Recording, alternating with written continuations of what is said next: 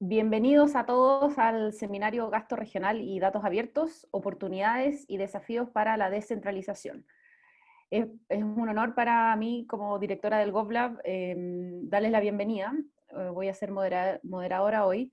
Este es un evento que está organizado por el GovLab, que es el Laboratorio de Innovación Pública de la Escuela de Gobierno de la Universidad Adolfo Ibáñez, y por nuestros socios de la Escuela de Negocios, que son el Centro de Economía y Política Regional, que también está presente acá el director ejecutivo del CPR, que es Esteban López. Tenemos hoy día un excelente grupo de panelistas. Tenemos a Manuel Enríquez, que va a ser una presentación principal, que después va a ser comentada por tanto Patricio como Pedro. Así que vamos a tener una discusión bien interesante, esa es la idea, después de la presentación de Manuel. Manuel Enríquez es investigador y analista de datos del Observatorio del Gasto Fiscal, es ingeniero comercial de la Universidad de Concepción, magíster en Economía Aplicada a Políticas Públicas de la Universidad Alberto Hurtado y fue jefe de estudios de la División Secretaría General de la Contraloría. Le damos la bienvenida, un gusto tener a Manuel. Tengo un afecto especial por el observatorio porque soy parte del directorio de esa ONG desde abril del año pasado, así que eso es parte de mi trabajo voluntario y me encanta. Gracias, Manuel. Gracias a ustedes por la invitación. Después tenemos en el panel comentando a dos importantes personas en el mundo de la descentralización. Uno es Patricio Aroca, que es profesor titular y director de investigación de la Escuela de Negocios de la Universidad Adolfo Ibáñez, es integrante del CPR y investigador asociado de COES. Patricio Aroca es ingeniero comercial con magíster en economía y tiene un doctorado en economía de la Universidad de Illinois en Urbana-Champaign. Investiga sobre economía regional, econometría espacial y crecimiento regional. Hola, Patricio. Hola, María Paz. Sí, perfecto. disculpe, tenía silenciado el micrófono. Un gusto estar aquí. Súper. Después vamos a pedir que prendas el video cuando estemos en el panel. Y también tenemos con nosotros a Pedro Fierro, que viene desde la Fundación Piensa, ¿no es cierto?, que es el centro de estudio, yo diría más importante, ¿no es cierto?, de la región de Valparaíso, pero además en el mundo de la descentralización, o sea, de las investigaciones en temas regionales. Es director de estudios de la Fundación y profesor también en la Escuela de Negocios de la UAI, es abogado de la Universidad Adolfo Ibáñez y tiene un doctorado en comunicación de la Universidad de Navarra. Y su investigación se centra en el involucramiento cívico, en las actitudes políticas y en las nuevas tecnologías. Así que muchas gracias, Pedro. Muchas gracias a ustedes por la invitación. Hace tiempo que queríamos hacer algo con la Fundación Piensa, así que es un gusto poder, esta es una primera cosa. Yo sé que el CPR y la Fundación Piensa han colaborado bastante más. Y bueno, así que hoy día, como les contaba informalmente antes que partiera este seminario, cuando la DIPRES abrió esta gran fuente de datos, ¿no es cierto?, de presupuesto abierto, dijimos, hay que conocer mejor estos datos, qué podemos hacer con estos datos. Y eso fue el año pasado, en algún minuto del segundo semestre, más hacia finales, probablemente último trimestre o cuatrimestre. Y de hecho, este año, hace bien poco, gracias a una recomendación que hizo la Comisión del Gasto Público, también el ADIPRES abrió un poco más de datos en una bajada de clasificador presupuestario, que nos podrá quizás contar Manuel. Así que este seminario viene motivado un poco por eso. Tenemos fuentes de datos abiertos, que obviamente no son solo esos, sino hay otras fuentes, y queremos entender qué implicancias tiene esto para la discusión en el marco de la descentralización que vive el país, ¿no es cierto?, el proceso que ya está decretado por ley, que estamos avanzando en eso, de transferencia de competencia a las regiones y de facultades, ¿no es cierto?, y de recursos. Entonces, importante contarles cómo funciona acá las preguntas. Hay una herramienta que está abajo a mano derecha en su panel, que dice preguntas y respuestas, o Q&A, si es que tienen, dependiendo del idioma que tenga la aplicación, y ahí ustedes pueden escribir una pregunta, y nosotros la vamos a contestar dependiendo de la pregunta que sea durante la presentación o al final.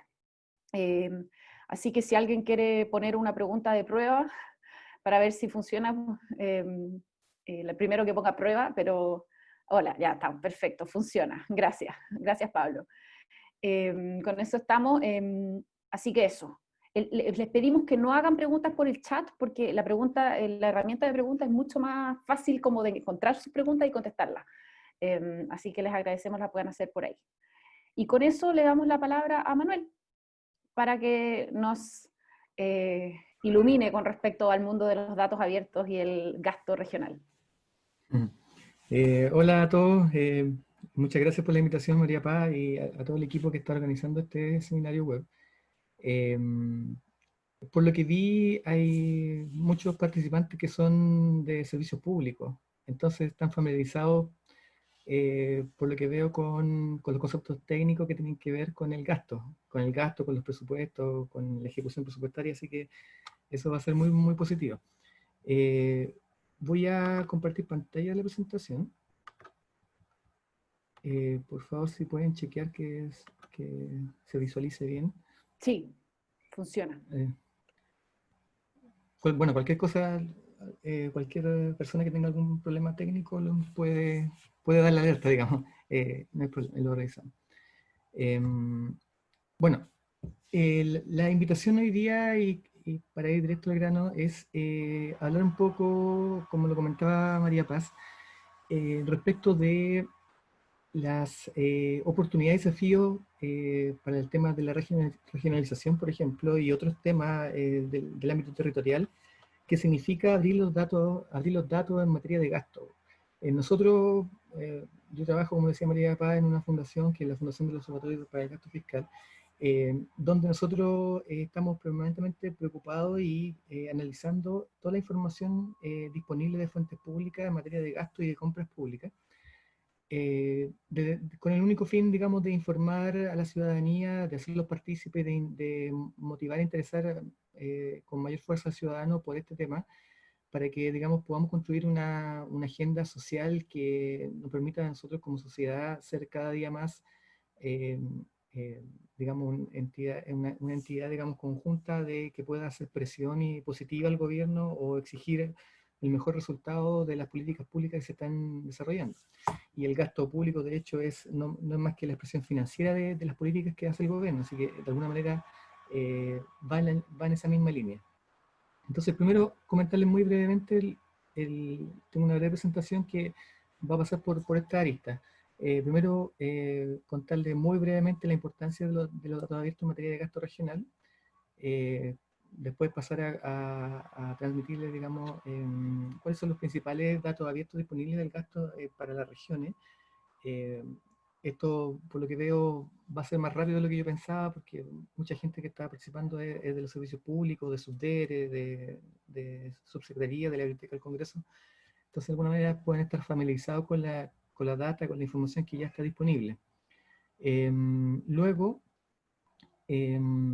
voy a presentar el portal de presupuesto abierto, cuál es su objetivo, en qué consiste, cómo nació, para dar paso después a una muestra simplificada, digamos, de lo que se puede obtener de información desde el portal, para cualquier tipo de análisis que usted o su organización estén interesadas en hacer.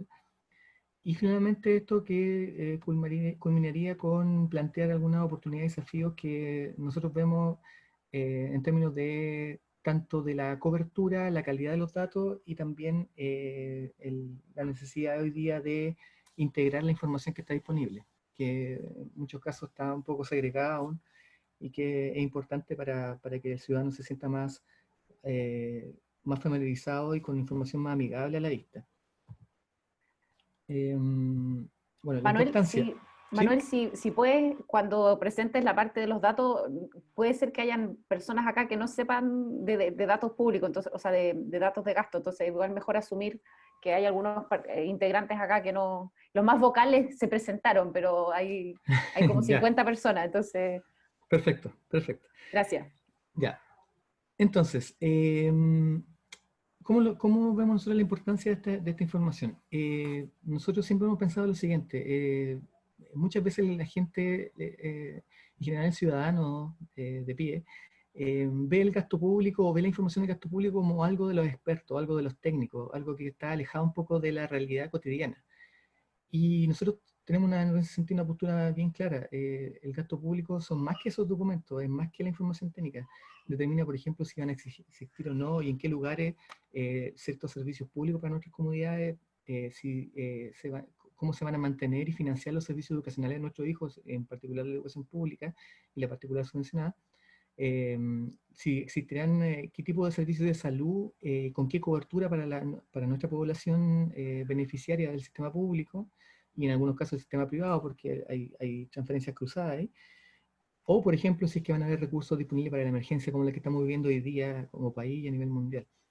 En todos los países nosotros hemos sido testigos de que la gente está entendiblemente molesta y a menudo salen a la calle tratando de exigir al gobierno una mejor rendición de cómo gasta los recursos públicos e incluso cómo distribuye estos recursos públicos, porque ahí hay mucho debate. La evidencia muestra de que los sistemas financieros transparentes y democráticos ofrecen políticas gubernamentales que mejoran la calidad de vida y las oportunidades para las personas que viven en pobreza. Eso, de hecho, está reflejado incluso en el informe mundial que emitió el International Budget Partnership, que lo publicó a fines de abril de este año, que se trata de una encuesta de presupuesto abierto sobre la cual se asocia con entidades de la sociedad civil. En Chile fue con el observatorio este año, y donde nosotros pudimos aplicar una encuesta rigurosa con evidencia donde vemos que, por ejemplo, en Chile estamos al debe en tema de transparencia, estamos al debe sobre todo en tema de participación ciudadana a la hora de integrar a las personas en la discusión y los debates en materia de gasto público. Entonces, de alguna manera es una condición sine qua non importante que se necesita abordar como sociedad. Les comentaba, en las regiones nosotros siempre vemos iniciativas del agua potable rural, ya que estamos en un periodo crítico de sequía a raíz del cambio climático. Desde eso hasta la construcción de nuevas escuelas públicas en territorios donde se requiere para aumentar la cobertura, o tan simplemente, entre comillas, como la necesidad de comprar una nueva flota de ambulancia en ciertos territorios para atender mejor, para dotar mejor las capacidades del sistema de atención primaria de salud. En todos esos ámbitos, los datos abiertos del gasto tienen un impacto real y medible, porque de alguna manera acerca la información y transparenta lo que las acciones del gobierno se están materializando a través del uso de los recursos. En el caso de la regionalización, además, hemos sido testigos de territorios que presionan cada vez por tener una autonomía que les permita gestionar como mejor les parezca los recursos regionales. Así el caso del 2007-2008, como nació la región de Arica, Los Ríos, recientemente, hace un año y medio, en la región de Ñuble. Y yo puse ahí a Concagua, que también es una zona que ha estado en la discusión pública respecto de distintos actores del territorio que están abogando por crear una nueva región. Pero para crear nuevas regiones no solamente se necesita argumentos, digamos, de la identidad de los territorios. Ñuble, por ejemplo, yo soy de la zona de la región del Biobío. Ñuble siempre, o la gente que vive allá, abogaba porque ellos conforman un territorio que es muy distinto, decían, o dicen todavía, a las características propias de la región del Biobío. Y eso le empujaba un discurso político, digamos, que llegó finalmente a concretar la materialización de esta nueva región. Pero sin duda hay que aportar datos duros respecto de qué significa en términos de separar las inversiones, separar los recursos, y además qué significa en términos de mayor gasto público por la creación de nuevos servicios regionales. Sin duda tiene que estar en la mesa. En ese sentido, una mayor transparencia y acceso a los datos del gasto regional y local ayudan a crear una ciudadanía empoderada, participativa de los territorios. Y una ciudadanía que además se puede interesar con fuerza en la forma como el gobierno planifica y gasta los recursos que le permiten a las personas exigir mejores políticas de gasto. En general, nosotros vemos que desde hace bastante tiempo hay distintas fuentes de información que están disponibles en las fuentes públicas, para las cuales, digamos, cualquier persona, cualquier ciudadano puede consultarla y puede acceder a esa información. ¿Cuál es el patrón común que vemos normalmente? Que muchas veces esta información es muy técnica, está en un lenguaje técnico, está organizada, y la arquitectura del sitio además tiene distintas dificultades que la hacen poco amigable, poco usable, y que hacen finalmente que esta transparencia muy positiva, por cierto, termine no teniendo el impacto necesario, porque la gente siente que no se siente, digamos, cercana a esta información. Ahí puse algunas de las más relevantes con las que nosotros trabajamos. Hay varias más, pero estas son las más relevantes. Los datos abiertos de ejecución presupuestaria de DIPRES, y en particular en la región, los capítulos de los gobiernos regionales son los que aportan más información porque canalizan todas las iniciativas de inversión pública regional. Luego los datos del gasto municipal, del SINIM, del Sistema de Información Municipal, que como me lo pidió María Paz, pensaba no ahondar en ellos, pero por ejemplo vamos a visitar uno que es el SINIM, para aquellos que no lo conozcan, que cumple con la misión de informar toda la información. Esta plataforma la administra la Subdere, cumple con la misión de informar todo lo que tiene que ver con la ejecución presupuestaria, ¿ya? Basada en el clasificador que está hoy día vigente, del gasto municipal, y datos municipales que tienen indicadores de gestión municipal en los distintos sectores, en salud, educación municipal, en la gestión municipal.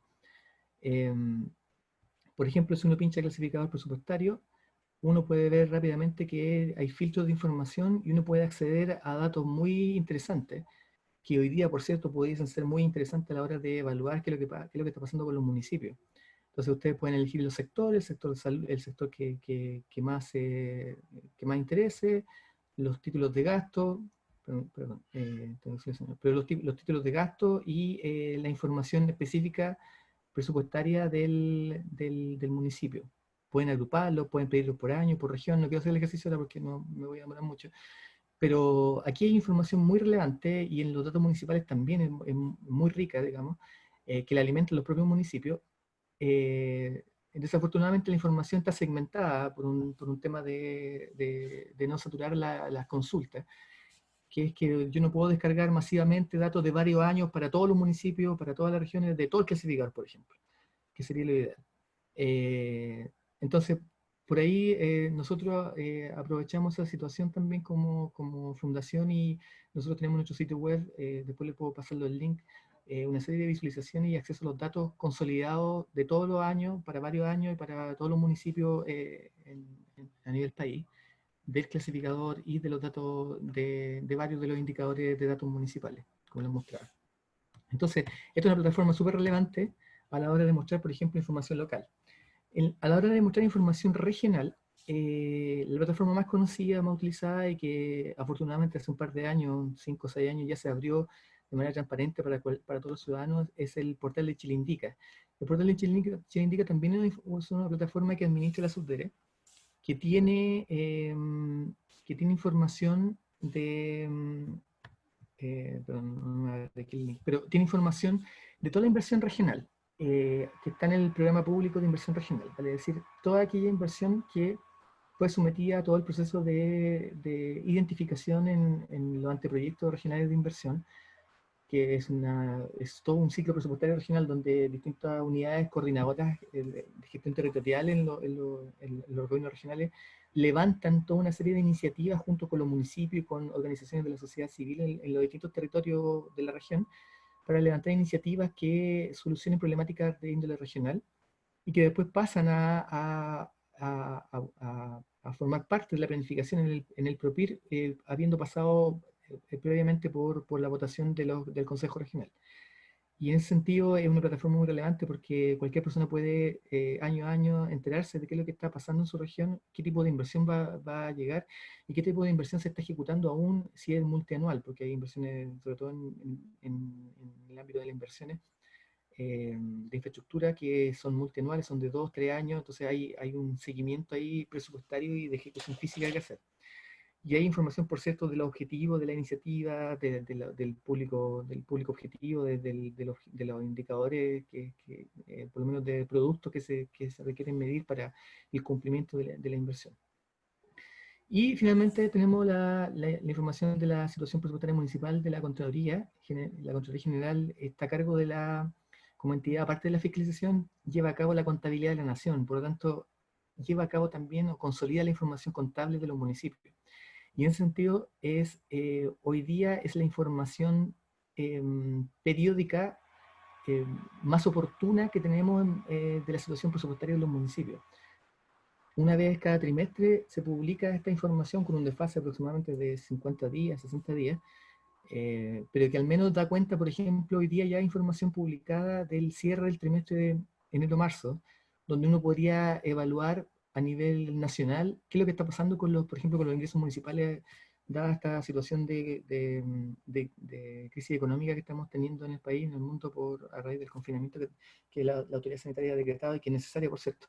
Entonces, esta información, uno podría decir, es complementaria a la del CINIM en términos presupuestarios, porque uno podría hacer seguimiento más oportuno de lo que está pasando con las finanzas municipales, pero lamentablemente esta información no incorpora, tiene un bache que hace que este sistema no sea integrado finalmente, que es que es más, tiene oportunidad durante el año, a diferencia del CINIM, pero no abarca toda la cobertura. ¿Por qué? Porque hay algunos recursos municipales en el área de salud y educación principalmente, que son administrados por entidades privadas sin fines de lucro, que son las corporaciones municipales, y que ya no están sometidos al régimen de la contabilidad de la nación. Entonces, lamentablemente aquí nos encontramos nuevamente con una piedra de tope a la hora de poder entender holísticamente qué es lo que está pasando con las finanzas municipales en este caso. Y finalmente los datos abiertos en compras públicas, Chile Compra, tengo todos los links acá, pero no quiero entrar porque estoy viéndome queda por el reloj. Pero la idea acá es, Chile Compra ya lleva varios años, y nosotros como observatorio explotamos mucho las bases del Data Warehouse de Chile Compra, que tiene todas las órdenes de compra de todos los servicios públicos, incluyendo los municipios, que efectúan en relación a la ley de compras públicas. Entonces, acá uno puede ver, por ejemplo, qué está pasando con las licitaciones, qué tan competitivas son las licitaciones, cuántos proveedores se presentaron a las licitaciones, qué tipo de compras se han hecho por otras modalidades que no es la licitación, por ejemplo, la más extraordinaria que es por trato directo o por contratación directa, que es la menos recomendable en términos legales por los riesgos que implica, pero que en muchos casos tiene sus justificaciones. Uno con toda esa información uno tiene toda la claridad, digamos, de qué es lo que está pasando y cómo están comprando las instituciones públicas los recursos, los insumos, los materiales y los bienes para proveer los servicios que a cada una le corresponde. Entonces, como ustedes ven, hay bastante información. Si hubiésemos tenido un poco más de tiempo, podríamos haberlo recorrido todo, pero hay bastante información. Pero volvemos a tener un tema acá, dos ejes centrales. Una, el nivel de tecnicismo que tiene esta información, qué tan amigable es. El portal de compras pública de la dirección de compras ha hecho un avance en esa materia, ha publicado un sitio en datos abiertos de mercado público que tiene información mucho más amigable, con hartas visualizaciones, con varias, digamos, funcionalidades que permiten interactuar al usuario con los datos, pero no es el caso de la mayoría de los portales. Entonces, ahí hay un desafío sin duda que podemos discutir después, en cómo hacemos que esta información, que es muy importante, llegue a más gente. Tercera parte de la presentación, entonces me toca hablar del portal de presupuesto abierto. El presupuesto abierto es un portal que se suma a todo este ecosistema de información y de datos en materia del gasto público a nivel subnacional y nacional, que visualiza, aquí DIPRED, digamos, que el organismo técnico que administra esta plataforma, se la jugó no solamente por dejar abiertos estos datos que son a nivel transaccional, y ya voy a explicar qué significa eso, sino que además avanzó en poder presentar algunas visualizaciones amigables para los ciudadanos. ¿Ya? Aquí está toda la información de todas las entidades que dependen del gobierno central, incluyendo los organismos autónomos, y su objetivo es permitir que las instituciones públicas, la sociedad civil y todos los actores interesados puedan conocer de manera fácil dónde y cómo se gastan los recursos del sector público. ¿Ya?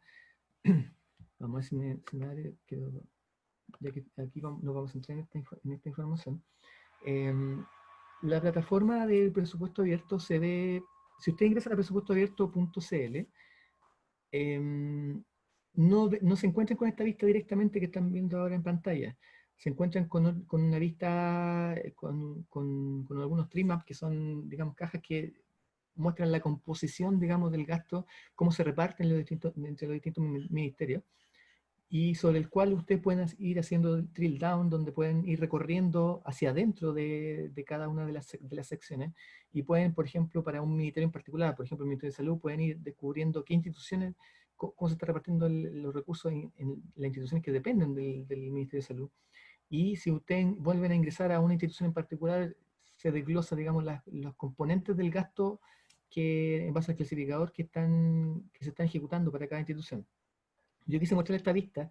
Lamentablemente esta vista no está tan en la mano, uno lo encuentra más en el buscador, en el Google, pero esta es una vista regional de la ejecución presupuestaria de presupuesto abierto.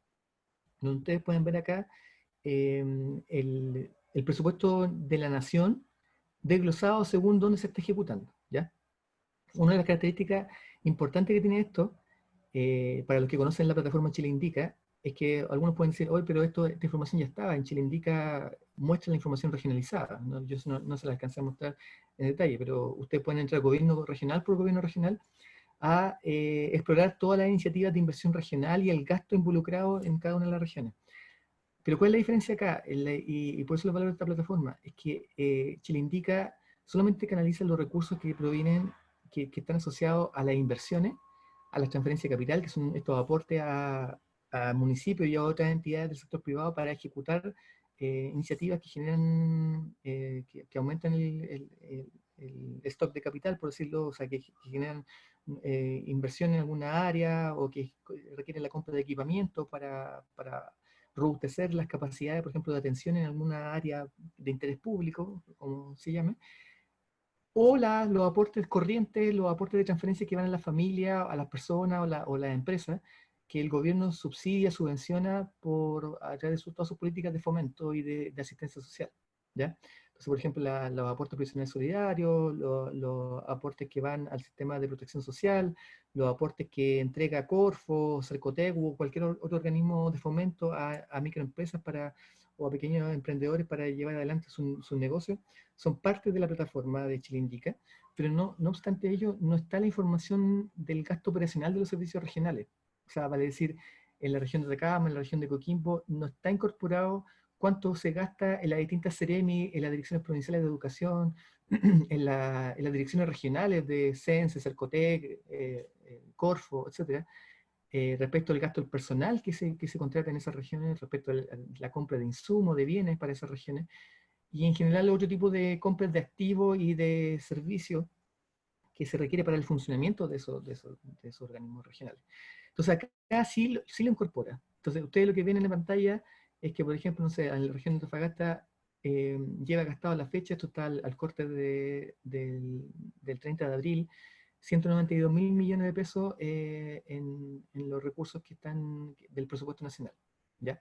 Entonces aquí ustedes pueden recorrer y pueden, por ejemplo, si yo ingreso a la región de Valparaíso, pueden recorrer la región de Valparaíso y en la región de Valparaíso figura, bueno, aquí tienen la opción de recorrer los años, pero figura cómo está compuesto el gasto regional, el avance regional del gasto corriente de capital y el gasto de los servicios regionales, que son 564.000 millones a la fecha del 30 de abril, cómo se reparten entre las distintas carteras. Salud consume el 44%, 8.6% el Ministerio de Vivienda, 34% del Ministerio de Educación, etcétera, etcétera, etcétera. Y pueden recorrerlo acá. Y en la medida que van avanzando y haciendo drill down, ustedes pueden ir viendo ya las instituciones del Ministerio de Educación, que consumía el 34% de los recursos regionales del presupuesto de la Nación, entonces el 94% lo está canalizando la Subsecretaría de Educación. ¿Y en qué? Por ejemplo, la Secretaría este es un tema de centro de costo. Se repite la Secreduc, pero es un centro de costo, digamos, de la Subsecretaría. Y si ingresan a la Secreduc, ustedes pueden empezar ya a observar detalles que van siendo interesantes desde el punto de vista de explorar estos datos.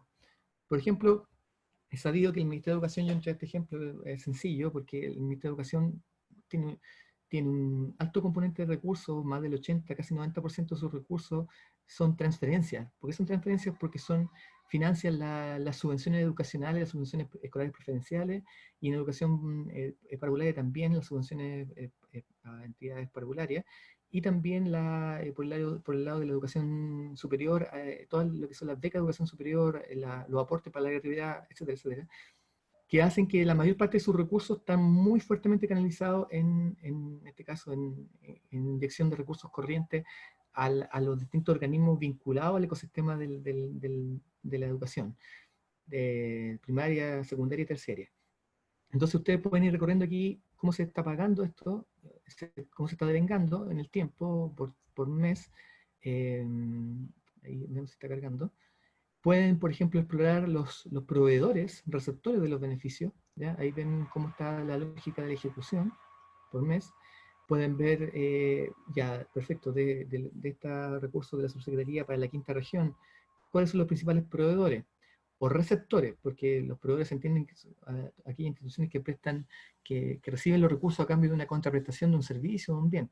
Acá ven ustedes la información de municipios, por ejemplo, ¿por qué municipios? Porque son los que administran la educación municipal en algunas comunas.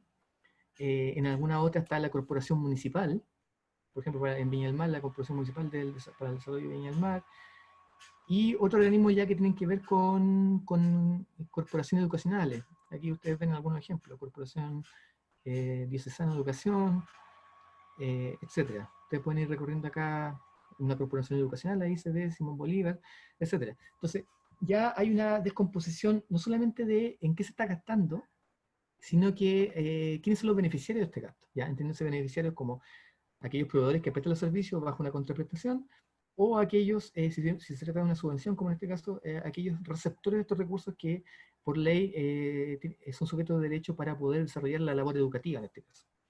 Y finalmente ustedes pueden recorrer una sección de honorario donde acá pueden ver, asociado a este gasto que se acaba de mostrar, qué tipo de, cuál es la pirámide de honorario del personal que está contratado en honorario, mejor dicho. Entonces ustedes pueden ir explorando más o menos esta subsecretaría a nivel de la quinta región, cuántas personas contratadas a honorario sobre distintos tramos de renta, ¿ya? Y esto, digamos, se puede seguir explorando. Ahora, presupuesto abierto es muy interesante desde ese punto de vista, acabo de mostrar un ejemplo, pero lo más interesante de que tiene es que siempre, obviamente, estas visualizaciones se quedan cortas a la hora de cruzar variables que sean relevantes de analizar. Tienen una opción de bajar los datos completos, acá. Si ustedes pinchan aquí, ustedes pueden acceder a la sección donde se van cargando mes a mes toda la base transaccional de SIGFE, que es el sistema donde se carga la información presupuestaria de los servicios públicos, y pueden descargarlo al mes que está vigente, ¿ya? Es una base bastante grande. Es un CSV que está comprimido, pero cuando se descomprime, hoy día ya pesa casi 9 gigas de información. O sea, por lo tanto, es bastante importante lo que hay ahí. Y por lo tanto, ahí uno puede, cuando uno explora los datos y se va ya a, como se dice, a la Matrix, y uno empieza a explorar las variables, las dimensiones que están ahí, las métricas, uno se empieza a dar cuenta que hay mucho más que lo que está aquí en las visualizaciones. Y quiero mostrarles algún ejemplo. Y disculpen, por favor, tengo aquí un ejemplo adicional que construí. Si tuve poca creatividad, pero la verdad es que es tan grande este barco, tiene tanta información que en realidad aquí pueden surgir ejemplos de todo tipo. Nosotros, por ejemplo, hemos usado esta base de datos para generar algunas publicaciones. Por ejemplo, nosotros el año pasado emitimos una publicación a raíz de que estaba la discusión a fin de año del incremento ostensible que había tenido la deuda hospitalaria. Por lo menos los últimos 6 años ya ha crecido enormemente, pero todo lo que tiene que ver con la discusión de los compromisos de pago en el sector de salud que están pendientes, y cómo algunas organizaciones como la APIS, la Asociación de Proveedores de Industria de la Salud, han hecho constantemente reclamos, digamos, al gobierno y en particular al sector de salud por los días de pago, por el desfase que es conocido, digamos, y que es considerable en algunos casos. Nosotros con la base de presupuesto abierto, si no hubiese sido por esa, no hubiésemos podido hacer este análisis que tiene que ver con emitimos un análisis al 31 de diciembre del 2019, donde evaluamos efectivamente en el sector salud cuántas eran las facturas pagadas y pendientes de pago en el sector según servicio de salud e incluso según hospital. Y también calculamos incluso el aproximado de los días promedios de pago. O sea, cuánto se demora hoy día el sector en los distintos hospitales en pagar a sus proveedores. Es un tipo de análisis, por ejemplo, que hoy día es posible hacer. Hay que, no voy a tener tiempo de explicar con más detalle, pero hay que tener ciertos resguardos, sí, porque hay algunos temas de calidad de información que hay que poner ojo ahí, pero es posible hacerlo. Y lo otro, por ejemplo, hasta el presupuesto abierto, no era posible acceder a la información del gasto ejecutado de los hospitales. a nivel país.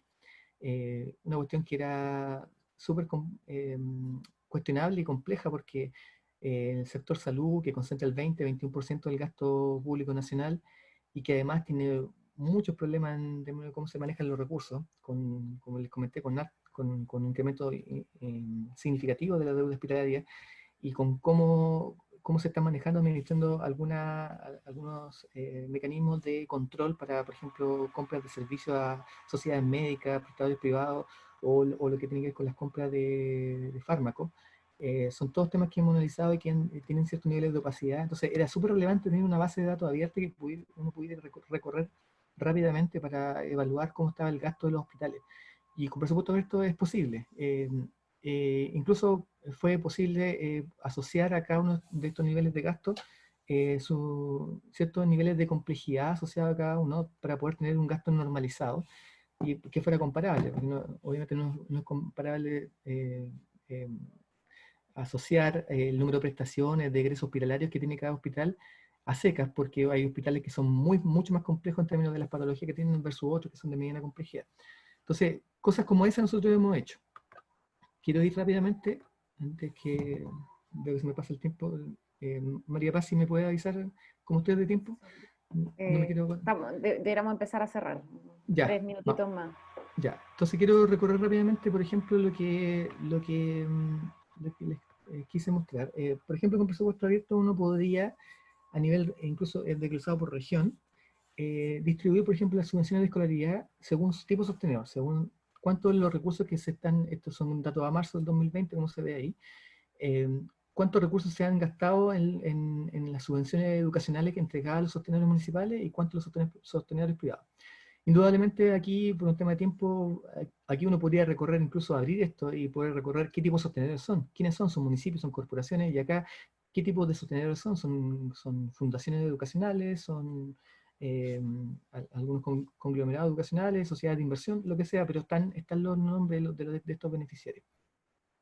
Después uno podría abrir un poco más el espectro de este análisis y empezar a mirar por región en términos de los sostenedores municipales. ¿Qué municipios son los que están a la fecha, por ejemplo, a una fecha corta, en este caso el 31 de marzo, están consumiendo la mayor cantidad de recursos? En teoría, las regiones, las ciudades más grandes de cada región, por un tema de Q, de cantidad de alumnos, deben ser, pero por ejemplo en algunos casos se invierte. En la región del Biobío no está Concepción dentro del primer trimestre, ahí está Talca, ahí está Rancagua, pero una corporación, etc. Uno podría desglosar por corporaciones y municipios quiénes son los que han tenido una gestión presupuestaria de recibir estas subvenciones de manera más oportuna durante el primer trimestre y conforme avance el año, digamos. Respecto al área de salud, el aporte de salud municipal, el per cápita que se llama, cómo se está distribuyendo según el avance de la ejecución, según digamos, qué municipios están liderando y cómo se está distribuyendo este gasto por región. Aquí está la región metropolitana, aquí está la región del Maule, y el tamaño de las cajas nos da la dimensión ya en primera vista cómo se distribuye todos los recursos del programa de atención primaria, que son los recursos que aporta el MinSal a la educación, a la centros de atención primaria que administran los municipios en general y en algunos casos los servicios de salud propiamente tal. Entonces uno ya puede ver en una primera vista y desglosado por región cómo se está distribuyendo estos recursos conforme avanza el año. Y después incluso uno puede también ir mirando en el sistema, fuera de la atención primaria, la atención secundaria y terciaria, cómo se está distribuyendo el gasto según los distintos hospitales. Por ejemplo, el 31 de marzo del 2020, ya están los datos de abril del 2020, pero tenían un error, nosotros avisamos hoy día a DIPRES para que se corrigiera, y lo están corrigiendo, por eso no cargamos abril 2020. Pero ya a marzo del 2020, en un ranking nacional, se ve que el Hospital Guillermo Gran Benavente de Concepción es el que lidera el gasto ejecutado. Y por lo menos eso llama la atención. El Hospital Guillermo Gran Benavente es un hospital de alta complejidad, uno de los más grandes del país, pero no el más grande del país. Y no es el que tiene el mayor presupuesto.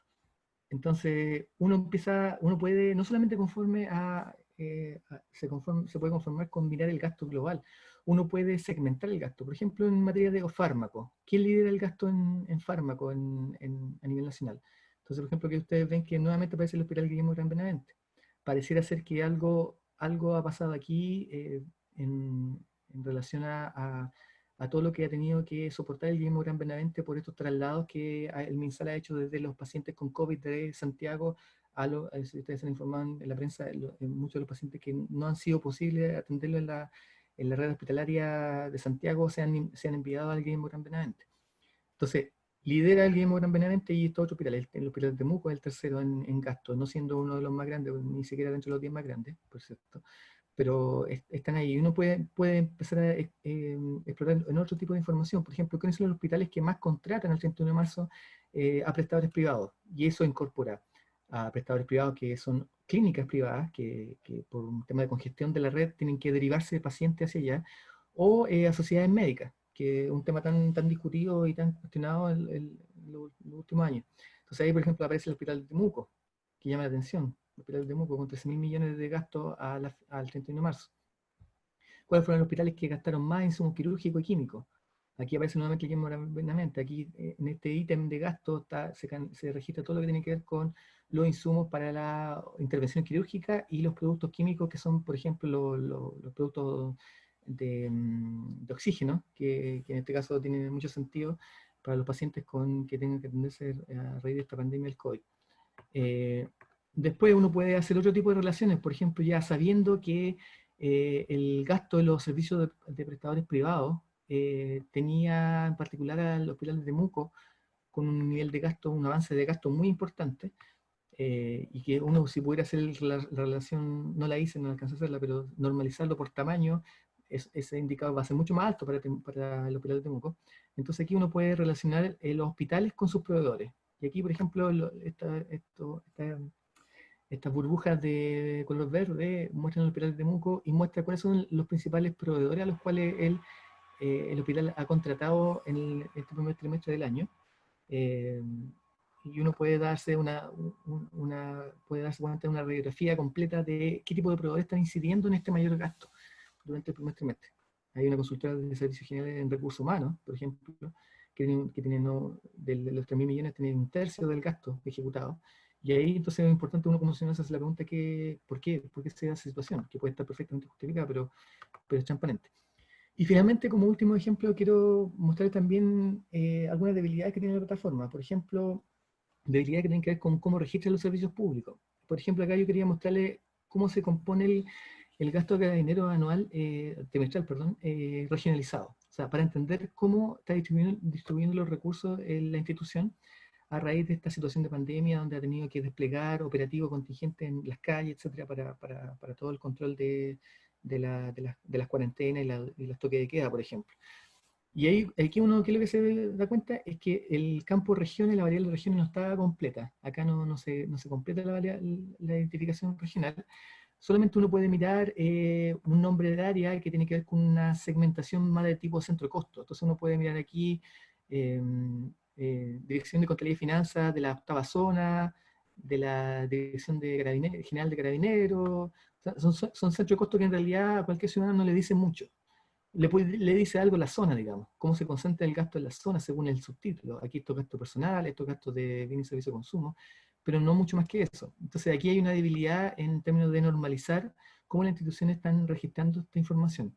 Además, no solamente eso, sino que además no registran, no está canalizado en datos abiertos los siguientes niveles de clasificados presupuestarios. Por ejemplo, nivel ítem, nivel de asignación, la institución de Carabineros en este caso no tiene registro. Entonces uno, por ejemplo, en el tema de personal no puede, que el 90% del gasto institucional, no puede saber, por ejemplo, cómo se compone, si se compone, cuánto se consume por personal de planta, contrata, horas extraordinarias, pago de asignaciones variables o asignaciones extraordinarias, ¿se fijan? Entonces hay bastante que hacer ahí en términos de normalizar esa data. Y finalmente la inversión regional, como yo les comentaba, el Chile Indica sí tiene la inversión regional de todas las iniciativas de inversión y las transferencias. Aquí en realidad uno puede hacer el contraste, porque uno por región puede recorrer, y por sector, que es un sector que está construido en base a esta clasificación dada por DIPRE, según el sector, según el código VIP, qué iniciativas concretas se están llevando a cabo en las distintas regiones, ¿ya? aquellas iniciativas que no tienen código VIP, que no pasan por el Sistema Nacional de Inversiones y que son sectoriales, no tienen código VIP y por lo tanto no tienen datos acá, si se fijan. Entonces, pues, estas son cosas más de índole técnico que sin duda que habría que evaluar cómo mejorarlas para que un ciudadano pueda, incluso si quiere hacer un chequeo, quiere chequear lo que dice Chile Indica y quiere contrastarlo con lo que entrega esta plataforma, lo puede hacer, pero sin muchos problemas técnicos. Entonces, recorrer rápidamente algunos ejemplos que después podamos discutir más en detalle. Y finalmente quiero terminar la presentación dando la oportunidad de desafío que entrega esto. Primero, decir que la oportunidad más relevante que nosotros consideramos que entrega esta apertura de datos es un monitoreo más exhaustivo del gasto de inversión y también el gasto operacional de los servicios públicos regionales, algo que antes no se podía, ahora sí es posible. Asociar el gasto ejecutado con los principales beneficiarios del mismo a nivel regional, ¿ya? Entonces, no solamente en la plataforma de compras públicas podemos ver cómo gastan, a quiénes compran, a qué proveedores específicos le compra el Estado y las distintas reparticiones públicas, sino que además lo podemos ver acá en presupuesto abierto con las transferencias, a quiénes fueron los beneficiarios directos de las subvenciones y las transferencias que entrega el Estado en las distintas líneas de estrategia que aborda. Y finalmente, un tema que tiene que ver con compra, que siempre hay un riesgo asociado, esto aporta sin duda un abanico de posibilidades adicionales para evaluar concentraciones de niveles de gasto de ciertos proveedores en el tiempo, restricción a la competencia, ya sea por práctica o por problemas del mercado regional. Entonces, hay distintas listas de análisis que es posible profundizar con esto. Finalmente, ¿qué desafíos están pendientes a nuestro juicio? Es integración completa del mercado público con SIGFE. Hoy día el portal de presupuesto abierto tiene, si usted explora la base de datos, tiene las órdenes de compra, en los casos que se trata de compra, digamos, tiene una orden de compra asociada, pero no siempre es así, porque DIPRE y Hacienda, digamos, y Chile Compra están trabajando en que esto sea totalmente integrado. Hoy día se hace parcialmente a mano, es un proceso manual que hay que cargar desde la plataforma de mercado público, la orden de compra, a la plataforma SIGFE que tiene la ejecución presupuestaria. Entonces es un tema que no es menor, es complejo, pero la integración es súper necesaria. Por ejemplo, en datos abiertos hay varias cosas que agregué ahí, falta los presupuestos del organismo, agregar subtítulos asociados a transacciones financieras, los préstamos, por ejemplo, los préstamos que entrega, voy a poner un ejemplo, los créditos INDAP. INDAP entrega crédito a pequeños agricultores, eso se registra en un ítem de gasto que se llama préstamo. Y como esta plataforma de presupuesto esto está asociada al gasto público, al gasto que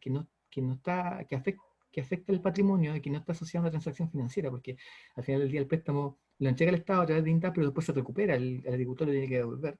Entonces no termina siendo un gasto efectivo en la sociedad. Entonces esos ítems de gasto no están, incluso la deuda flotante, que para ir monitoreando la deuda tampoco está, porque es una transacción financiera. Eso sería súper importante agregarlo, pero de una manera que sea compatible, que sea amigable, porque el ciudadano no entiende muchas veces qué es lo que es algo que afecta al patrimonio y algo que no, que es una transacción financiera. ¿No? Ahí hay que un desafío con el lenguaje. Incorporar cuentas de ingresos, no hay cuentas de ingresos en portal abierto. Y es que estandarizar y homologar muchas dimensiones clave, por ejemplo, hay muchos nombres de municipios que no están homologados. Entonces, yo para hacerle este reporte que les acabo de mostrar, tuve que juntar todos los nombres de los municipios que están descritos de distinta manera. Ilustre, municipalidad de Múnich, etc. Y para qué decir las corporaciones, lo mismo, las corporaciones municipales. Y regiones, nombres de sectores, etcétera, de inversión. Hay un trabajo que hacer ahí para que estos datos tengan una mejor calidad a la hora de ser consultados. Mayor desagregación, y esto fuera de la plataforma de presupuesto de esto, se requiere mayor desagregación y transparencia del gasto municipal a nivel transaccional. O sea, en el fondo es hacer un portal de presupuesto abierto, pero con los municipios, que es súper relevante hoy día con los municipios, con Contraloría y con Enseñanza solamente podemos ver las cuentas presupuestarias, podemos ver qué tipo de gastos se han hecho, pero no podemos saber, por ejemplo, los proveedores que están asociados y los beneficiarios que están asociados a ese gasto. Parcialmente sí, por otras vías, pero la idea es que esté todo anclado, integrado a la información presupuestaria. Y finalmente incorporar definitivamente las corporaciones municipales al sistema de seguimiento presupuestario. Como yo les comentaba, las corporaciones no son sujetos obligados de que lleven contabilidad en la nación, y por lo tanto ahí se produce mucha opacidad, incluso en la información de personal también, y en la información de compra tampoco están obligados a comprar por Chile Compra, y eso hace que se produzca una opacidad muy importante en 54 comunas que tienen estas corporaciones y que hacen un gasto muy relevante en materia de educación, salud, incluso en cultura, deporte y en desarrollo social. Así que ahí se requiere una reforma legal que nosotros como observatorio estamos impulsando y que ojalá pueda haber fruto una vez superada esta crisis. Muchas gracias Traté de hacerlo lo más rápido posible. Gracias a ti, espero me perdonen. Manuel, muy, muy interesante. Le voy a pedir a los panelistas que prendan sus cámaras y si puedes dejar de compartir la pantalla. Muy, muy interesante. Muchas gracias. Vamos a partir con la primera pregunta que un poco arranca de las conclusiones de la presentación de Manuel, que tiene que ver con usando estos datos abiertos que existen, ¿no es cierto? ¿Qué preguntas de política pública y de investigación creen que se pueden contestar que sean valiosas para el proceso de descentralización? Pedro. Empiezo yo. Me da miedo hablar después del profesor Aroca, así que... Sí, o sea, bueno, muchas gracias de nuevo por la invitación y felicitaciones, Manuel, por todo el trabajo que están haciendo. La verdad es que nada, porque se abre el apetito, digamos, y apasiona harto. Y efectivamente, yo creo que hay un montón de temas que se pueden tratar. Y vamos a quedar con solo uno, que quizá un poco más académico. Hay una línea de investigación que de hecho con el profesor Aroca la estamos empezando a trabajar, que se llama Distributive Politics, básicamente. Y que lo que hace básicamente es hacer converger, digamos, las finanzas regionales con lo que es la ciencia política. Otro súper interesante porque asume, digamos, esta línea, que la distribución de los fondos en general, ¿cierto?, no responden solo a factores de equidad y eficiencia, sino que también obviamente a factores políticos. ¿Cuáles son esos factores políticos? Pueden ser varios, ¿cierto? El ciclo electoral, el color político del alcalde, el color político del gobernador, ahora que lo vamos a elegir, qué tan competitivo electoralmente sea ese territorio. Entonces, esto es interesante porque hasta el minuto nosotros en Chile no tenemos tanta data como para tratar este tema, y todos estos proyectos, digamos, de Open Data, claro, hacen abrir, como digo, el apetito para trabajar estas preguntas de investigación. Y lo menciono porque entiendo que particularmente, perdón, que mi perro se acaba de caer, así que, pero está bien, está bien. Lo menciono porque para efectos de la descentralización yo creo que es particularmente interesante, porque de hecho en esta misma línea incluso hay autores latinoamericanos que sostienen que los procesos de descentralización en general, nosotros vamos a elegir ahora intendente, ¿cierto? Se van a hacer un traspaso de competencias, probablemente se empuje una reforma de descentralización fiscal. Entonces hay algunos autores que mencionan que en contextos más descentralizados hay más riesgo de que estos factores políticos pesen, digamos. Básicamente, las autoridades locales tienen más influencia, por ejemplo, en alguna distribución de programas sociales, ¿cierto? Entonces, por lo tanto, se genera más riesgo de clientelismo, patronazgo, corrupción, como quieran llamar. Entonces ahí, digamos, claro, se hace una crítica súper plausible a la descentralización, que es básicamente, oye, ojo, porque la descentralización capaz que devenga, digamos, en más corrupción, digamos. Y esa es una crítica que yo considero seria. Y de hecho hay evidencia que así lo demuestra, y hay casos concretos, y partiendo por Valparaíso, ¿cierto?, que demuestran que a nivel territorial, digamos, tenemos bastantes problemas. Entonces, yo creo, digamos, y nosotros así lo pensamos en la Fundación Piensa, cualquier entusiasta de la descentralización tiene que asumir este problema y tratar de generar soluciones. Y ahí precisamente yo creo que quería apuntar a lo que decía Manuel. En general la respuesta va por participación ciudadana, por control democrático, por generar datos para que la gente pueda fiscalizar, digamos, ¿cierto? Y ya un poco como con esto termino al menos mi primera intervención. Bueno, no sé cuánto tiempo tengo, María Paz, si es que si puedo seguir mejor. La idea es ir variando después de esta primera pregunta, pero después puedes volver a mencionar otro tema si quieres. Solo, digamos, quería mostrar una plataforma que nosotros estuvimos trabajando un poco para hacernos cargo de este problema. Aquí se ve, ¿cierto? Acá yo no fui tan audaz, digamos, como Manuel, no confío en mi Wi-Fi, así que saqué unos pantallazos nomás de una plataforma que estuvimos trabajando en la Fundación Piensa, que básicamente trabajamos con la base de datos que ahí Manuel mencionaba, Chile Indica, y hacemos un seguimiento del FNR, que básicamente entendiendo que el FNR en general se mostraba de manera súper poco amigable. Nosotros básicamente pescamos esos datos y tratamos de geolocalizarlos. Esto no lo hice yo, digamos, que estuvo trabajando en su minuto la Vale Vargas, ¿cierto? Jaime Lind, Gonzalo García, con el líder del proyecto. Y básicamente lo que hacemos es esto, ¿cierto? Es tratar de geolocalizar el gasto, digamos, del Fondo Nacional de Desarrollo Regional, y mostrar de manera súper sencilla un poco en qué se están gastando las lucas. A raíz de esto, obviamente, nosotros nos encontramos ciertos problemas, pero yo creo que, claro, eso podemos seguir hablándolo a continuación, digamos. Gracias, Pedro. Patricio. María Paz, ¿Ah? un segundito. ¿Puedo responder rápidamente una pregunta que está en el chat? Que la da Elías Jara, que dice: algo pasa con Ñuble, le entró las visualizaciones regionales de presupuesto abierto. Dice: algo pasa con Ñuble, la información está ahí desde 2009, tiene propio. Eso es así, efectivamente Elías tiene razón. Lo que pasa es que no se visualiza en el portal de presupuesto abierto porque nosotros detectamos, explorando esto, jugando con las bases de datos, nos dimos cuenta de que la información que cargan los servicios públicos, en este caso los gobiernos regionales, no está clasificada a la variable región. Entonces, cuando toda la información del gasto regional de Ñuble está nulo, está en un campo nulo, y por lo tanto no se visualiza ahí en la gráfica, pero sí está. De hecho, el ejemplo que mostré, yo lo grafiqué, desde que podemos identificar de que no está clasificado como Ñuble, pero está. O sea, hay un error de clasificación y por eso es importante mencionar la calidad de los datos en este sentido. Así que aprovecho de Gracias, responderle Manuel. esa validad. Gracias. Gracias, Manuel. Entonces, Patricio, cuéntanos qué preguntas de política pública de investigación crees que se pueden contestar que sean valiosas en este proceso. Ok, bueno, gracias por la invitación, gracias Manuel por la presentación. Me gustaría volver a verla, creo que va a quedar grabada, ¿no? Y intenté buscar el mapa mientras estaba exponiendo, no pude encontrarlo, el mapa de Chile, ese acostadito que mostraste. Así también creo que sería bueno que nos instruyeras en esa dimensión, pues se veía muy interesante, además que los datos que mostraban, ¿cierto? Y explicaban las diferencias con otras fuentes, creo que es muy valioso. Yo había hecho un punteo sobre lo que planteas, o sea, el planteamiento que hacías y lo que nosotros hacemos, digamos. Mirar el proceso de liberación de datos y de una cantidad grande de datos en el contexto que está viviendo Chile, en un contexto de descentralización, ¿cierto? Y con problemas asociados, digamos. Chile tiene un problema que llamamos desigualdad en muchas dimensiones. Una de ellas es la territorial. Y en la desigualdad territorial, la manifestación es la concentración de muchos recursos, oportunidades y gasto también del Estado en la región metropolitana.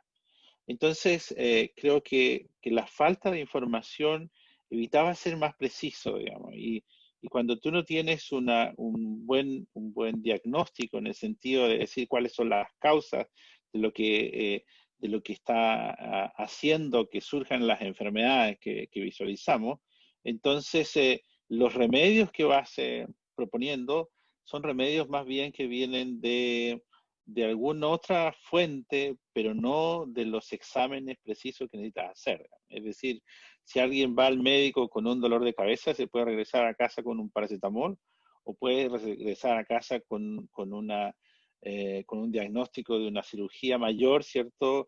Dependiendo del tipo de examen que hizo el médico, ¿sí? Porque muchas cosas causan dolor de cabeza.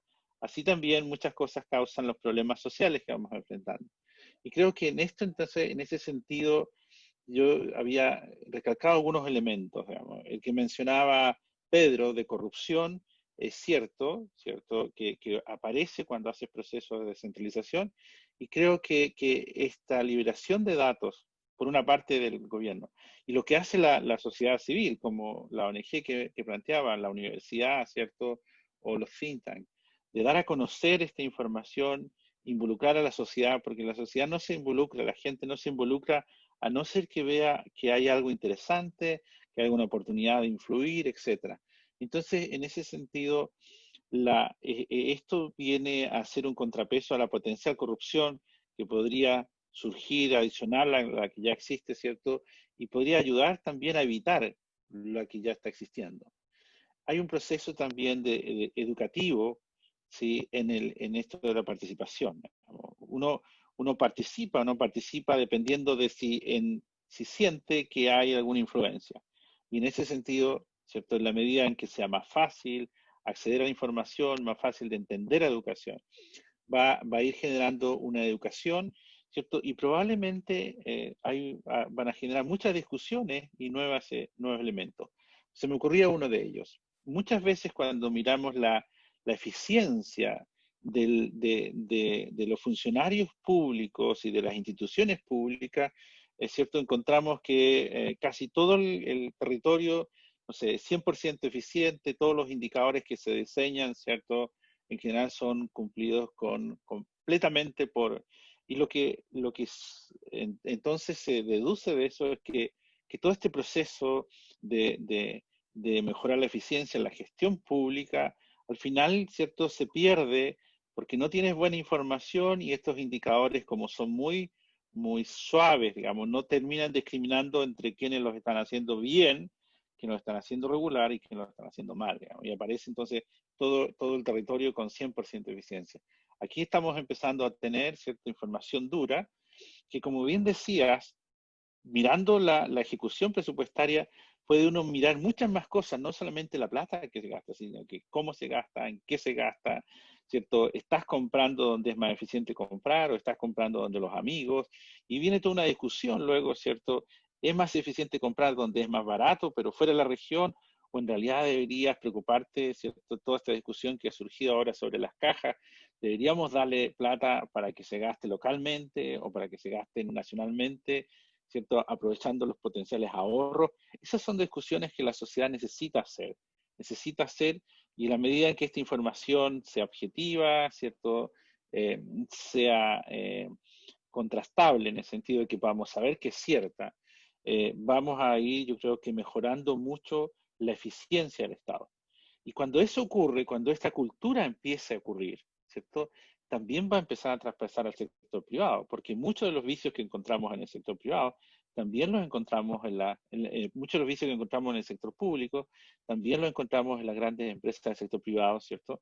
Yo recuerdo que estudiaba minería, ¿cierto? Minería y las empresas grandes del norte, y habían empresas estatales y empresas privadas, ¿cierto? Y los arreglos, por llamarlos de alguna manera, no totalmente transparentes que se hacían en los departamentos de adquisición, ¿cierto?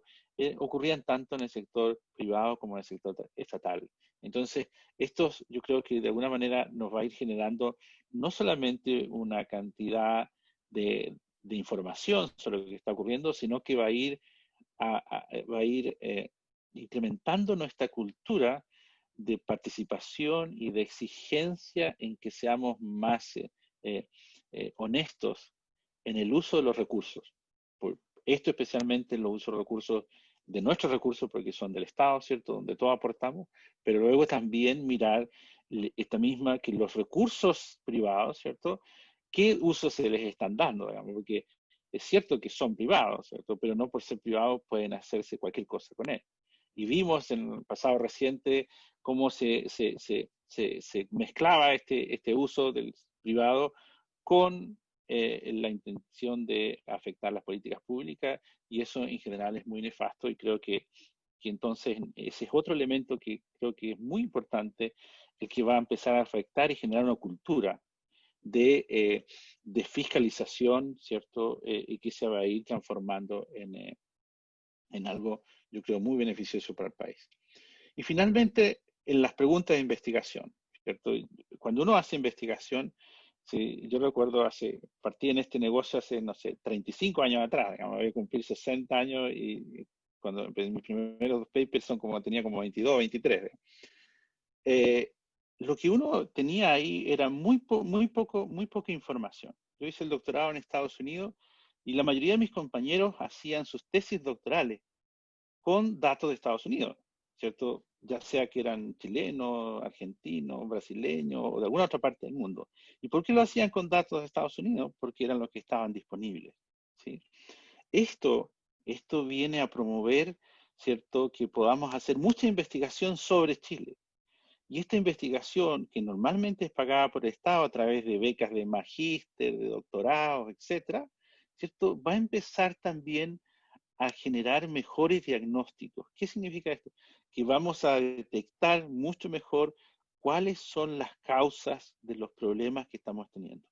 Y si usted tiene un buen diagnóstico, si usted tiene una buena explicación de cuál es la causa, entonces puedes hacer una buena receta, digamos. Puedes hacer una buena receta para mejorar esa enfermedad. Es decir, podemos hacer una política más adecuada.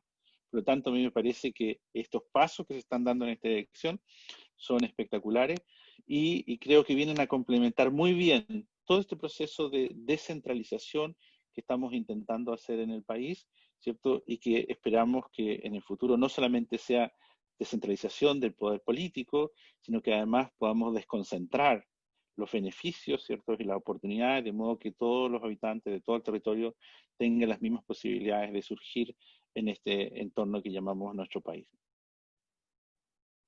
Muchas gracias, Patricio. Quiero darle la palabra a Manuel por si igual tú planteaste al final algunas oportunidades que veías, pero no sé si a partir de lo que dijo Pedro, Patricio, quieres hacer un comentario al respecto. Sí, me parece, le doy las gracias al profesor Patricio. Creo que no tengo ningún cuestionamiento a lo que plantea, estoy sumamente de acuerdo con todo, porque nosotros, por ejemplo, somos una fundación que joven, nosotros llevamos casi 4 años funcionando, y yo me acuerdo perfectamente cuando estuvimos en el 2016 partiendo con esto, teníamos hartos baches de información, teníamos muchos problemas, queríamos hacer analítica de varias cosas, queríamos cruzar datos, no nos daban, no nos cuadraban por ningún lado, eh, sufrimos bastante. Y no digo que hoy día no suframos menos, pero se ha avanzado, realmente se ha avanzado, y con la llegada del portal de presupuesto abierto, realmente se abre un nuevo mundo. Nosotros, lamentablemente, cuando fuimos evaluadores de la encuesta de presupuesto abierto, que como les contaba al principio, es un instrumento que trata de medir los niveles de apertura de la información, de la transparencia, la participación ciudadana de la sociedad en cada país para ser partícipe, digamos, de los procesos presupuestarios, del gasto público. Una de las cosas que no estaba evaluada justamente eran los datos abiertos. Están evaluadas, pero no califican en el puntaje. Pero en algún momento lo van a incorporar. Y ahí es donde nosotros podemos tener un salto cuantitativo, porque plataformas como esta ni siquiera hemos conversado con pares en México, no las tienen. No tienen apertura, por ejemplo, del gasto municipal. Nosotros sí la tenemos. Nos encantaría tener más, porque esto mismo que tiene presupuesto abierto podría tenerlo los municipios. Entonces nosotros poder asociar presupuesto y gasto con proveedores y con resultados a nivel de gestión municipal, sería súper interesante.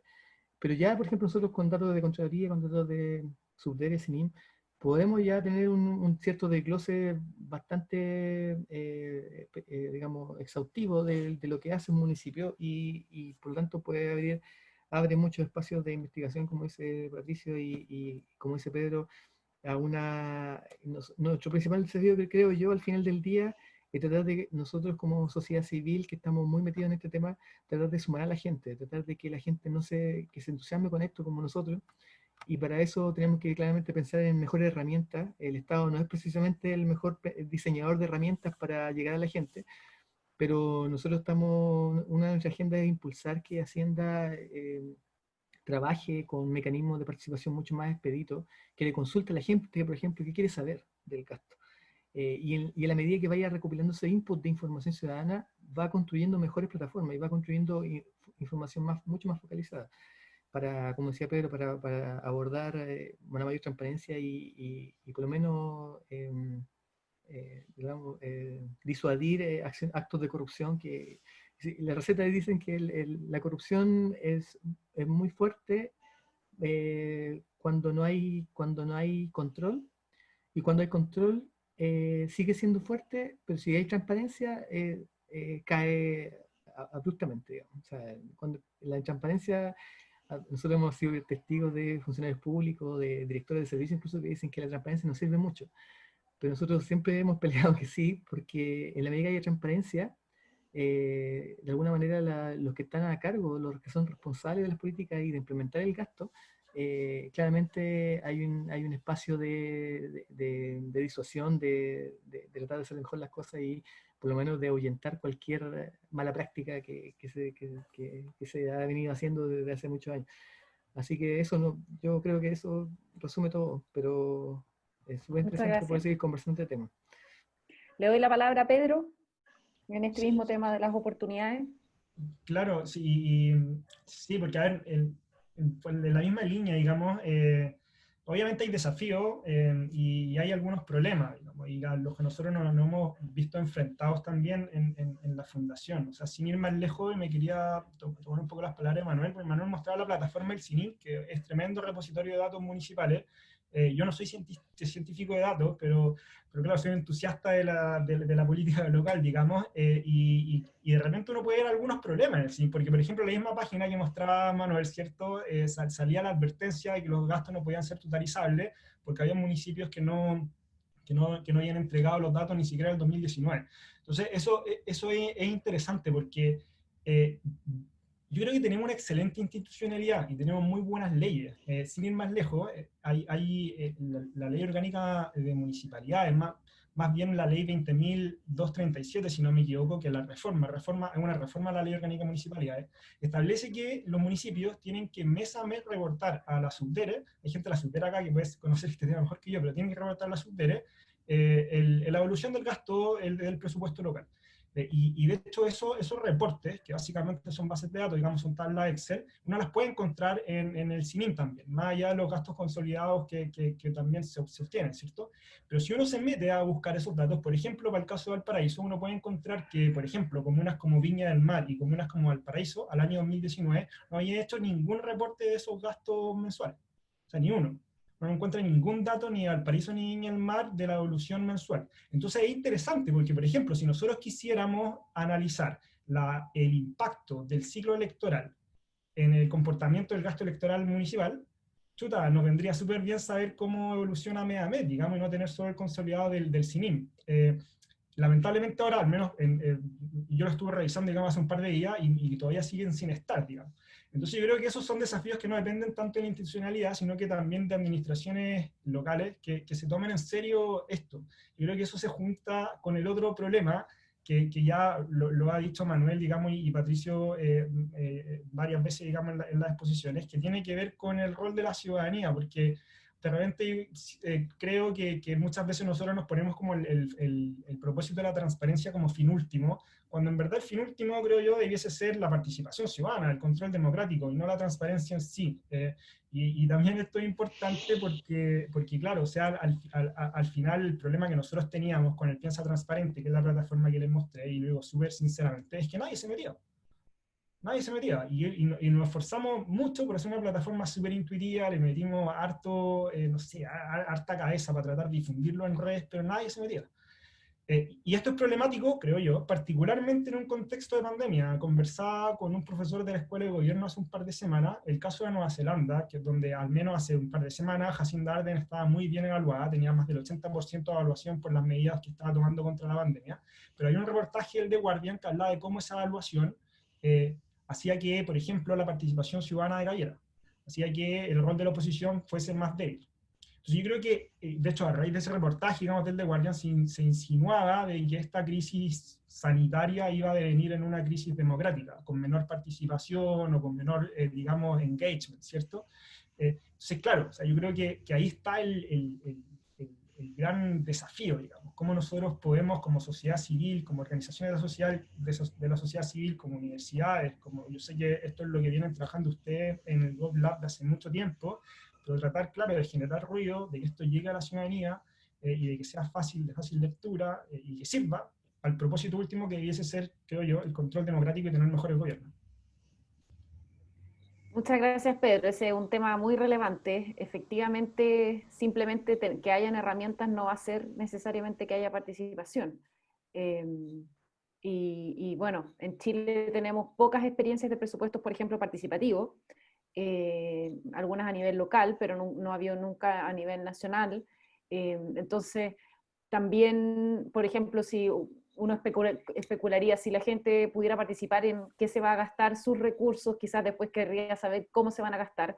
El observatorio ha hecho 2 o 3 años, creo ya, un ejercicio de fiscalización con datos abiertos, que lo ha hecho en el verano, en febrero, y la gente, con datos del Ministerio de Obras Públicas y creo que de la Contraloría, invitan a los ciudadanos a ir a ver si esa obra se construyó y cómo está. Y creo que el último año logramos como 500 personas que participaran o algo así. Sí. Pero no es fácil, no es para nada fácil lograr que participe. Pero yo también ahí, yo creo que es muy importante que, o sea, tampoco uno puede pedirle a la gente que participe en algo porque no todo el mundo tiene conocimiento financiero, o sea, no es necesario, pero sí debiéramos tener mucho más universidades, centros, o sea, al menos debiera haber un mayor uso de esta información por quienes tienen las herramientas ya para usarla, en el fondo, en este momento. Y eso es lo que se ve poco, o sea, el observatorio tiene, ¿cuánto? 4 años de vida.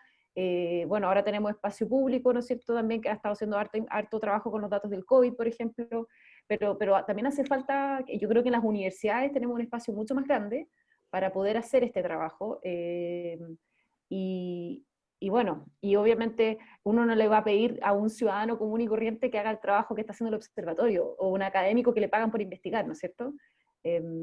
Pero sí tienen que haber instancias, como dice Patricio, donde yo vea cuál es el resultado de mi participación. Y los procesos de presupuesto participativo son de los buenos procesos, ¿no es cierto? Donde si yo participo, después se hace esta cosa, no sé, la obra que yo voté, por ejemplo. Entonces puedo ver el resultado de mi participación y es muy, incentiva mucho.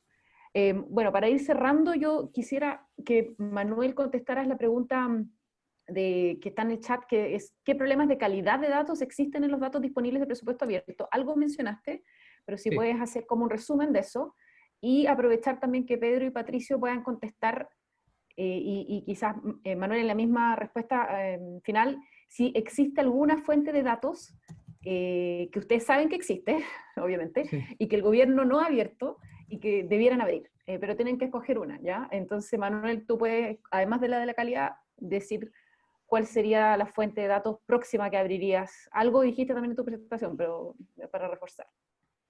Ya mira, ¿se escucha, cierto? ¿Sí? Ya. Perfectamente. Problema de calidad de datos en general hemos encontrado varios.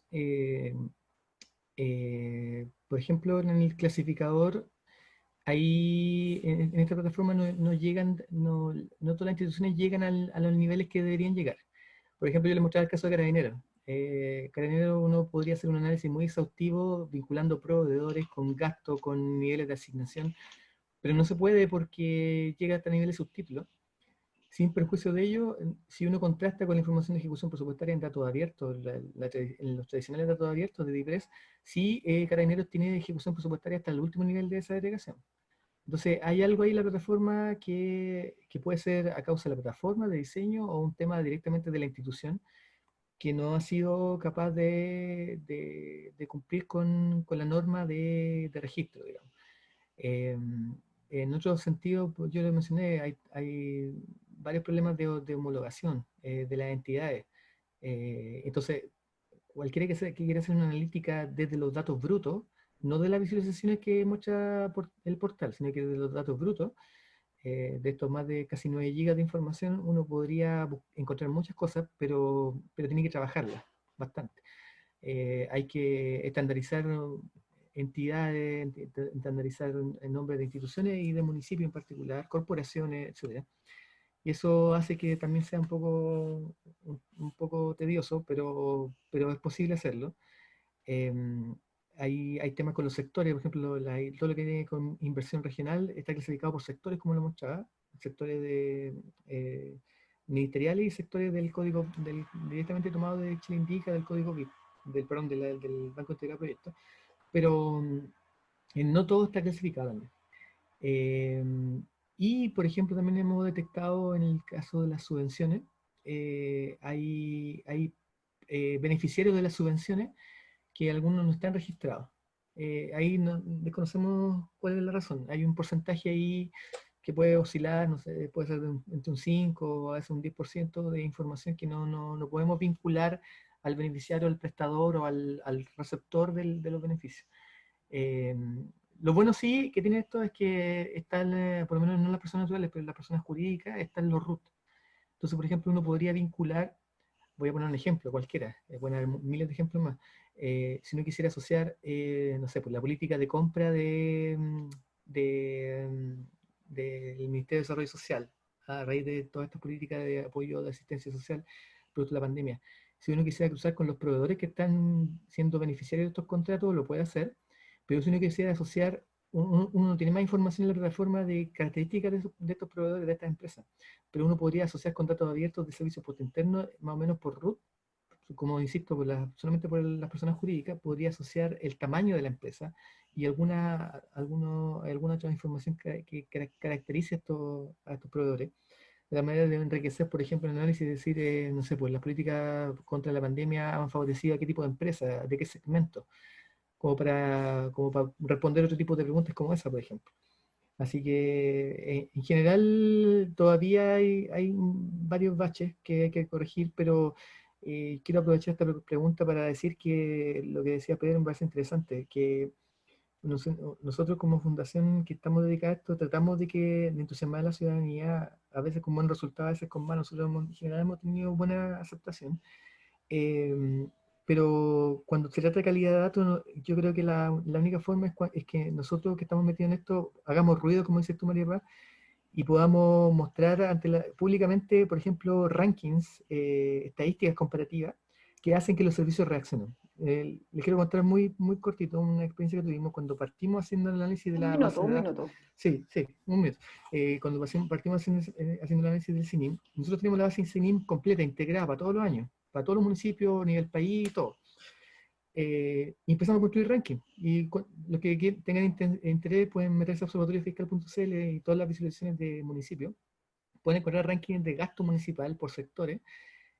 Cuando lanzamos esas visualizaciones, recibimos como 5 o 10 llamadas de distintos municipios diciendo, oye, pero ¿por qué publican eso? Esos datos tan malos, no corresponden, no está asociada a nuestra realidad de las finanzas. Nosotros le decíamos, pero señores, ustedes son los que publicaron esto. Y ustedes se lo entregaron al CINIM, a sus deberes. Y ahí se dieron cuenta de que los datos que habían entregado estaban malos. Ahí se dieron cuenta de estos municipios y lo corrigieron. Entonces, es como un pequeño ejemplo que quería poner en la mesa porque en realidad el trabajo que hacemos ayuda a que constantemente y gradualmente se vaya mejorando la calidad de esto, en la medida que se va conociendo y se van siendo conocidos a la luz pública, digamos, estos datos. Eso, me callo. Muchas gracias. Le voy a dar un minuto a Pedro y un minuto a Patricio. ¿Qué datos faltan que les gustaría que se abrieran? Pero datos que existan, no de la imaginación. Mira, yo quiero hacer un ejemplo continuando con el de Manuel, porque creo que aquí lo que necesitamos es fomentar cultura. Y nosotros en Chile tenemos un sistema de pago de impuesto al IVA que es uno de los más eficientes del mundo. Es decir, miramos que el nivel de informalidad es súper bajo, digamos. ¿Y cómo lo hicimos esto? O sea, hace unos 40 años atrás o un poco más, yo recuerdo era niño y en la casa, en el refrigerador, se iban juntando las boletas. Lo que se hacía era que mensualmente se rifaba una casa y el número de esa rifa era el número de la boleta de cualquier compra que hacías. Entonces, al final del mes tú tenías así, no sé, 200 boletas, ibas y mirabas, ¿cierto? Si tu número de la boleta calzaba con el número de la casa que se... Y bueno, al final del mes habían 100 boletas que calzaban, entonces luego entre esas 100 boletas uno se llevaba a la casa y el otro se llevaban premios de consuelo, etcétera. Pero esto que se hizo como durante 3 años, lo que hizo fue que creó la cultura de que cada vez que ibas a comprar pedías tu boleta, ¿sí? Y eso se complementaba y así terminamos pagando impuesto el IVA, y el IVA recolecta la mitad de los ingresos del Estado hasta hoy día, digamos. Ese es un ejemplo de cómo generar cultura. Era para seguir el ejemplo que daba Manuel, que es otro ejemplo de cómo generamos cultura, ¿cierto? O sea, si haces ranking y las municipalidades empiezan a preocupar, ¿sí? Y yo creo que la otra cosa que necesitamos hacer es evitar que los votos de la gente, que es donde se hace la evaluación cada cierto tiempo para elegir, se compren, ¿cierto? Y cuando digo se compren, no necesariamente me estoy refiriendo a una compra directa, digamos, pero el hecho de que los incumbentes terminen siendo reelegidos muchas veces, ¿cierto? Hace sospechar que hay algún tipo de compra ahí. Me alegro por la ley que acaba de pasar, aunque mi amigo Patricio Navia no, eh, que limita la reelección, porque muchas veces lo que empieza a ocurrir, ¿cierto?, es que la gente prefiere ver beneficios concretos, pequeños, a mirar beneficios de desarrollo, ¿cierto?, que no los afecta directamente en su bolsillo y en su casa con el pago de una cuenta de luz o un bien específico, pero sí los afecta, ¿cierto?, con acceso a parques, a mejores escuelas, etcétera. Y como eso no se ve tan cercano, a veces no se valora. Entonces necesitamos crear cultura y esto nos puede ayudar para eso, ¿cierto? Nos puede ayudar a decir, mira, elegimos a este alcalde, a este gobernador, ¿cierto? A este senador o presidente, y esto es lo que está haciendo. Y aquí tenemos claramente ese desarrollo y ahora tenemos acceso a una mejor multicancha, a mejor educación en nuestra escuela, a mejor acceso a la salud, etc. En la medida en que logremos convencer a la población, ¿cierto? Y generar la cultura de este proceso, yo creo que vamos a hacer que todo el país esté preocupado de que la transparencia y la eficiencia en el uso de recursos sea importante. ¿Y qué cosa yo pediría que se liberara, ¿cierto? La encuesta ENIA, que permite mirar el sector productivo, tiene 4 formas y se liberan 2. Sería fantástico que se liberaran las otras 2. Perfecto, muchas gracias. Pedro, te voy a pedir que en 30 segundos nos digas qué datos se podrían liberar, porque ya son las 4:30, tenemos que terminar. Absolutamente. En este minuto estamos en una cruzada en la Fundación para que los municipios cumplan con la ley 20.237, es decir, que actualicen los datos del presupuesto mes a mes. Así que yo creo que esa sería. Claramente, que cumplan con la ley, ¿no es cierto? Claro. Bueno, muchas gracias a todos por su participación. Manuel quedó en la parte de respuestas de preguntas contestadas. Ahí Andrés Roncarello te acaba de contestar, Manuel. Sí, una pregunta muy específica sobre datos de la Armada. Sí, le acabo de contestar. Muchas gracias. Quería, en nombre del GovLab y en nombre del Centro de Economía y Política Regional, agradecerles a Patricio, a Pedro y a Manuel. Realmente he aprendido muchísimo y vamos a incentivar a nuestros alumnos a que usen estas fuentes de datos. Desde la universidad tenemos, por supuesto, un gran rol y ojalá que los funcionarios públicos, gente del sector privado, de la academia que estén acá, también vayan a aprovechar estos datos de las ONG. Así que muchas gracias a todos. El próximo martes tenemos otra charla a las 6 de la tarde sobre automatización de reportes con R. Es la última charla de este ciclo. Ya partiremos otro, pero esperamos que puedan sumarse a esa charla.